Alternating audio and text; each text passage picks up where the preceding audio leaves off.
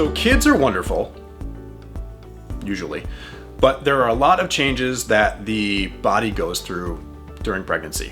And in terms of the stomach, with skin that gets stretched out, or muscles that also get stretched out and stretched apart, or the breasts becoming deflated and saggy, especially if there's breastfeeding, there are options to restore that pre-mommy body. And that's one of the reasons why a mommy makeover is one of the most popular combination procedures that we do.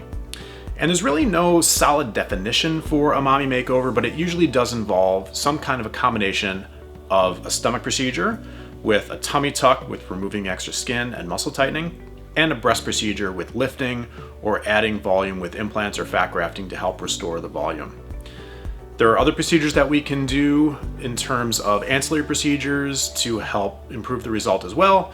Labiaplasty is popular because pregnancy and giving birth to a child, sometimes the labia can get a little bit stretched out and thinned, and so we can help to improve the appearance there.